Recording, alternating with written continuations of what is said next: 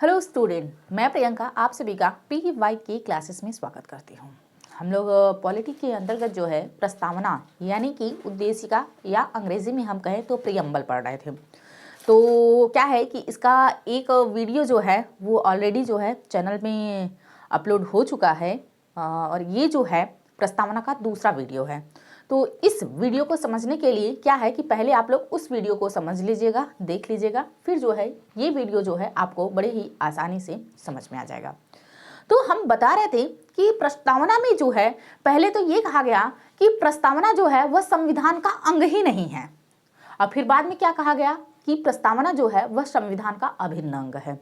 और अभिन्न अंग होने के साथ ही क्या है कि संसद जो है हमारी प्रस्तावना में संशोधन कर सकती है, और संसद जो है इसी शक्ति का प्रयोग करते हुए, संसद अपनी शक्ति का प्रयोग करते हुए क्या किया कि प्रस्तावना में जो है संशोधन करती है। और इसके लिए जो है एक संविधान संशोधन किया जाता है जिसे जो है 42वें संविधान संशोधन के नाम से जाना जाता है। यह 42वां संविधान संशोधन जो है 1976 में लाया गया, और इस संविधान संशोधन के माध्यम से जो है हमारी प्रस्तावना में 3 नए शब्द जोड़े गए थे। एक समाजवादी, दूसरा पंथ निरपेक्ष, और तीसरा जो है राष्ट्र की एकता और अखंडता में जो है अखंडता शब्द। तो ये 3 शब्द जो है हमारे संविधान की प्रस्तावना में जोड़े गए। अब इसके अलावा जो हम बात कर रहे थे, जो इसके आगे से हम लोग बात करने वाले थे, क्या है कि हमारी जो प्रस्तावना है, हमारी इस प्रस्तावना को एक न्यायाधीश है न्यायमूर्ति M हिदायतुल्लाह, तो इन्होंने हमारी प्रस्तावना को जो है कहा कि प्रस्तावना जो है संविधान की मूल आत्मा है। क्या कहा? संविधान की मूल आत्मा है।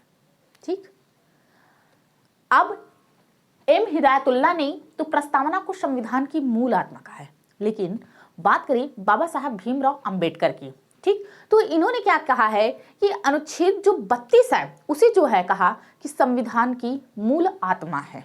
ध्यान रखिएगा, प्रश्न बनता है कि बाबा साहब भीमराव अंबेडकर ने किसी जो है संविधान की मूल आत्मा कहा, तो अनुच्छेद 32 को जो है संविधान की मूल आत्मा कहा, और अनुच्छेद 32 जो है वह मौलिक अधिकार के अंतर्गत आता है। और वहीं पे M हिदायतुल्लाह ने जो है प्रस्तावना को जो है संविधान की मूल आत्मा कहा। इसको भी लिख लीजिए, B.R. अंबेडकर,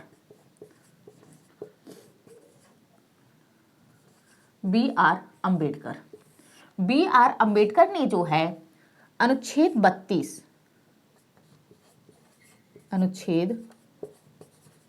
32 को संविधान की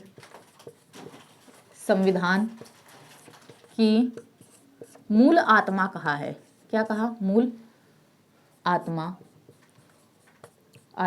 कहा है। ठीक, अनुच्छेद 32 को जो है बाबा साहब भीमराव अंबेडकर ने जो है संविधान की मूल आत्मा कहा है। अब बात करें अनुच्छेद 32 में, तो अनुच्छेद 32 में जो है संवैधानिक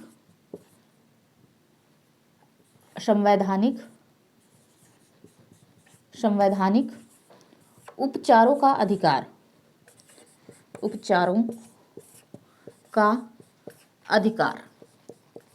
संवैधानिक उपचारों का अधिकार का जो है वर्णन किया गया है। और ये जो संवैधानिक उपचारों का अधिकार है ये किसके अंतर्गत आता है? तो यह जो है मूल अधिकार या कहें मौलिक अधिकार के अंतर्गत आता है। मौलिक अधिकार आगे पढ़ेंगे तो मैं आप लोगों को मौलिक अधिकार के विषय में भी बताऊंगी। ध्यान रखिएगा, मौलिक अधिकार, मूल अधिकार या फंडामेंटल राइट्स जो है एक ही है। तो ये तो कुछ कथन हैं जिनके बारे में जो है प्रस्तावना के विषय में जो है कहा गया है। इसके साथ ही साथ क्या है कि एक बहुत ही बड़े जो है विधि शास्त्री थे, कौन? KM मुंशी। क्या नाम है उनका? KM मुंशी। उनके विषय में भी लिखिए, इन्होंने प्रस्तावना को क्या कहा है उसके विषय में। तो बात करेंगे KM मुंशी की। किसकी बात करने जा रहे हैं? KM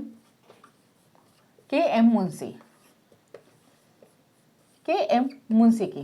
ठीक, के.एम. मुंशी ने प्रस्तावना को क्या कहा कि ये जो प्रस्तावना है क्या है कि ये जो है राजनीतिक जन्म पत्री है। जैसे आप लोग कुंडली समझते हैं ना, तो ये वही कह रहे हैं कि ये जो प्रस्तावना है ये क्या है, कुंडली है। क्या कहते हैं, प्रस्तावना को प्रस्तावना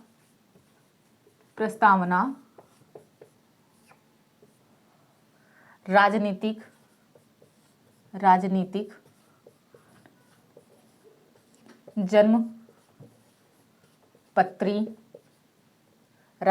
जन्म पत्री है।